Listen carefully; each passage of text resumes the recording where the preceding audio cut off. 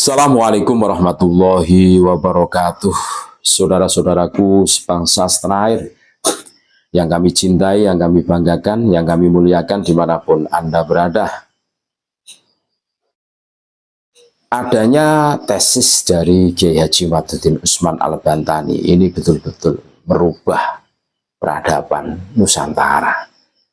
Banyak saudara-saudara kita yang tadinya ta'assub fanatik buta kepada Bani Dobolowi tersadarkan untuk mengulas kembali bagaimana manfaat penelitian tesis Kiai Haji Imaduddin Usman Al-Bantani dalam perspektif ilmu nasab dan kesadaran sejarah.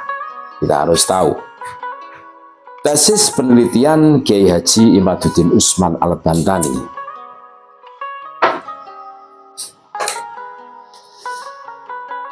yang fokus pada pengujian nasab dzurriyyah Rasulullah SAW, khususnya terkait klaim-klaim Habaib Ba'alwi, merupakan kontribusi yang signifikan dalam menyebarkan sejarah, memajukan pemahaman tentang kesetaraan kemanusiaan, dan meningkatkan kesadaran masyarakat tentang pentingnya ilmu dan akhlak dalam kehidupan beragama. Berikut adalah beberapa yang telah dirincikan untuk menyadarkan masyarakat tentang isu-isu fundamental yang menjadi dasar penelitian ini. Yang pertama, mensucikan nasab dzurriyyah Rasulullah SAW. Pentingnya menjaga kemurnian nasab dzurriyyah Rasulullah SAW adalah aspek yang tidak hanya mencakup rasa hormat terhadap Nabi SAW dan keluarganya, tetapi juga mencakup akhlak dan etika dalam menjaga kebenaran sejarah. Dalam Al-Quran, Allah berfirman, dan orang-orang yang jujur itu adalah mereka yang berpose benar di hadapan Allah. Quran Surah Al-Ahzab ayat 35, yang dapat diartikan bahwa kejujuran dalam segala aspek, termasuk kejujuran terhadap nasab, adalah bagian dari akhlak yang luhur. Penelitian ini mengungkap adanya ketidakjujuran yang terstruktur dalam klaim nasab Habaib Ba'alwi yang ternyata tidak sesuai dengan garis keturunan Rasulullah SAW berdasarkan bukti-bukti ilmiah dan genealogis. Menurut Dr. Sugeng Sugiarto, seorang ahli genetika Indonesia, keilmuan genetik dan nasab saling berkaitan erat dalam pelacakan garis keturunan dan mencegah cerobong klaim genealogis. Penelitian ini menjadi upaya yang penting untuk memastikan bahwa hanya nasab yang benar-benar valid yang dianggap sebagai dzurriyyah Nabi Muhammad SAW. Yang kedua, membuka wawasan kesetaraan dalam kemanusiaan. Penelitian ini tidak hanya sekedar menguji silsilah, tetapi juga merupakan pemicu pemahaman tentang kesetaraan dalam Islam. Allah berfirman, sesungguhnya yang paling mulia di antara kalian adalah yang paling bertakwa di antara kalian. Quran Surah Al-Hujurat ayat 13. Hal ini menunjukkan bahwa kemuliaan seseorang di mata Allah tidak diukur dari nasabnya, tetapi dari ketakwaan dan perbuatannya.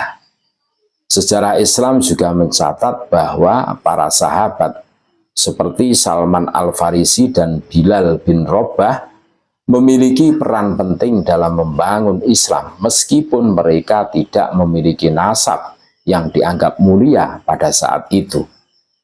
Kesetaraan dalam kemanusiaan adalah prinsip mendasar yang diajarkan oleh Rasulullah SAW. Dengan pemahaman ini, masyarakat diharapkan tidak menganggap kedudukan seseorang sebagai istimewa hanya karena klaim keturunannya, melainkan karena ilmunya dan kontribusinya terhadap umat. Selain memberikan pemahaman baru tentang nasab, penelitian ini juga telah membuka mata masyarakat tentang beberapa praktek yang tidak etis atau bahkan kejahatan yang dilakukan oleh klan Ba'alwi. Kejahatan-kejahatan tersebut berlangsung tanpa perlawanan karena adanya keyakinan masyarakat bahwa melawan mereka dapat menyebabkan kualat atau sial. Klaim sebagai keturunan Nabi yang dimanfaatkan secara salah oleh beberapa anggota klan Ba'alwi telah menciptakan rasa takut di kalangan masyarakat, yang menyebabkan ketundukan dan ketidakberanian untuk mengkritik atau menentang tindakan mereka. Yang ketiga, menyadarkan umat bahwa Islam bukan milik Habibisme. Pentingnya penelitian ini juga terletak pada usahanya untuk menunjukkan bahwa Islam adalah agama yang universal, bukan milik satu golongan tertentu. Kiai Haji Maduddin Usman Al-Bantani menyoroti bagaimana beberapa kelompok menggunakan nasab sebagai sarana untuk mendapatkan otoritas spiritual dan sosial yang sebenarnya tidak berdasar. Profesor Dr. Muhammad Ali, seorang filolog, menyatakan tidak ada satupun tes syariat yang mendukung bahwa satu golongan memiliki otoritas penuh dalam urusan agama hanya karena keturunan. Yang keempat, mengedepankan ilmu di atas nasab. Ilmu pengetahuan dan akhlak lebih utama dari nasab. Sebagaimana dijelaskan dalam banyak riwayat dan pemikiran para ulama. Imam Malik pernah berkata, ilmu itu cahaya yang menuntun, bukan nasab yang mengangkat derajat. Penelitian Kiai Haji Maduddin Usman Al-Bantani ini sejalan dengan prinsip ini, bahwa ilmu pengetahuan adalah fondasi untuk menentukan validitas, dan dengan itu nasab harus diperiksa berdasarkan metode ilmiah, bukan hanya klaim turun-temurun. Yang kelima, mendorong revitalisasi dan implementasi ilmu nasab di Indonesia. Penelitian ini juga menyoroti pentingnya mempelajari dan menguasai ilmu nasab di Indonesia, agar tidak ada pihak yang mudah memanfaatkan nasab sebagai sarana untuk memperoleh pengaruh atau kepentingan pribadi. Michael Hammer, seorang ahli genetika dari University of Arizona, menyatakan bahwa analisis haplogrup dan penelusuran genetis menjadi alat penting dalam melacak garis keturunan dan mencegah klaim-klaim yang tidak berdasar. Oleh karena itu, penelitian ini menjadi pedoman bagi umat untuk mengkaji ulang klaim-klaim genealogis yang ada. Yang keenam, membela marwah ulama Nusantara yang dicaci maki. Ulama Nusantara memiliki kedudukan yang mulia dalam sejarah penyebaran Islam di Indonesia. Namun sayangnya banyak ulama yang difitnah atau diremehkan oleh kelompok-kelompok tertentu. Penelitian ini membela kehormatan mereka dengan mengungkap fakta sejarah dan klaim-klaim yang tidak berdasar dari oknum-oknum yang memanfaatkan nasab sebagai alat kekuasaan. Yang ketujuh, membangkitkan semangat nasionalisme bagi generasi bangsa Indonesia. Kesadaran akan kebenaran sejarah juga menumbuhkan semangat nasionalisme, karena sejarah yang benar adalah dasar untuk menyelamatkan tanah air.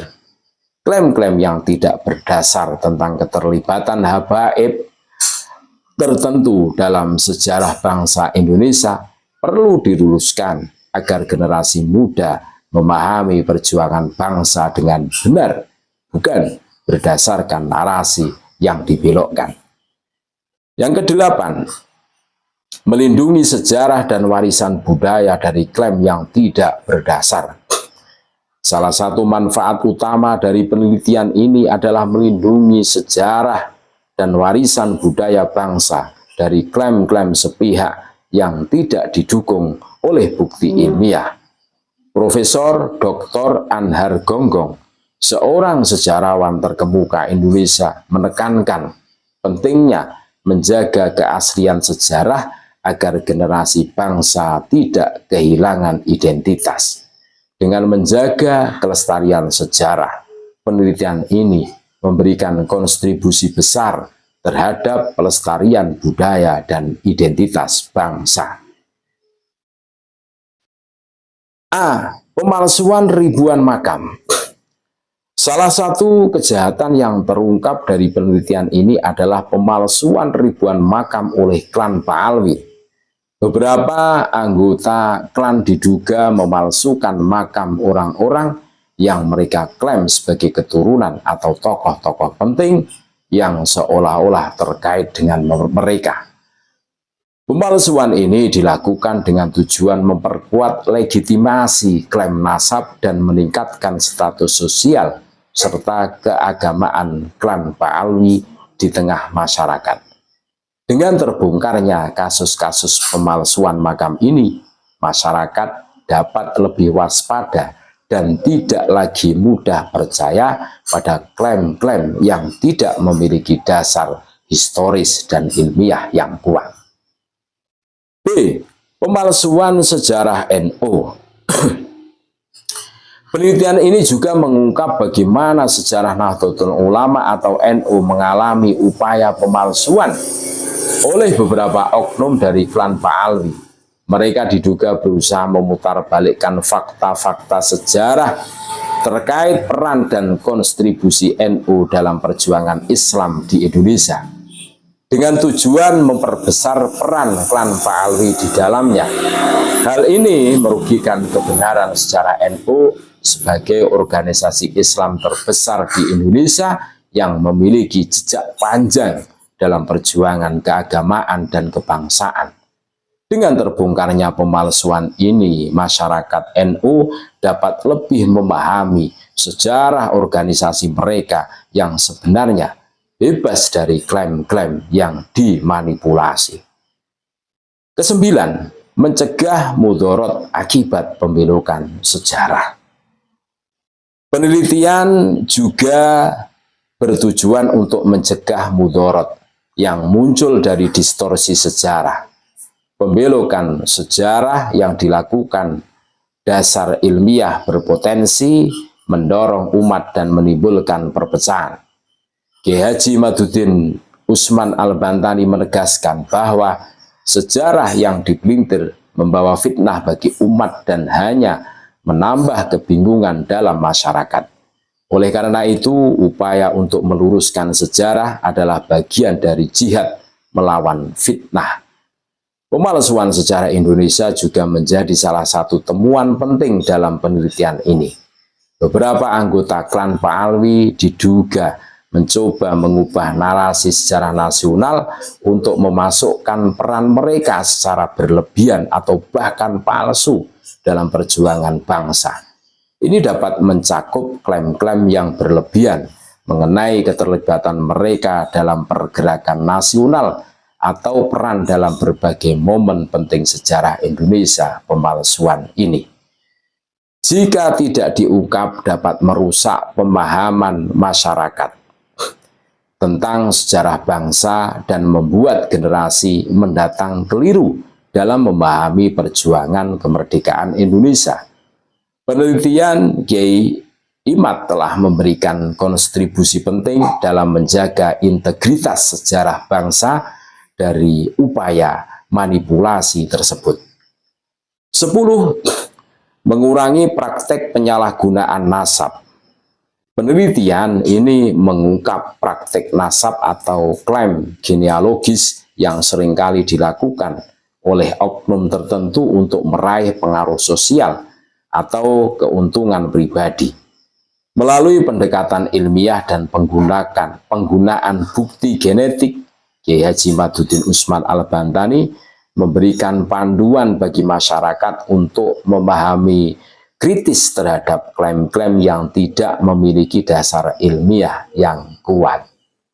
Kesimpulannya, tesis penelitian Kiai Haji Madudin Usman Al-Bantani memberikan dampak yang sangat luas bagi umat Islam, terutama dalam pemahaman tentang nasab, mengedepankan ilmu di atas keturunan dan menjaga kemurnian sejarah serta warisan budaya dengan dasar dalil Al-Quran, pandangan para ulama, serta dukungan ilmiah dari pakar genetika dan sejarah.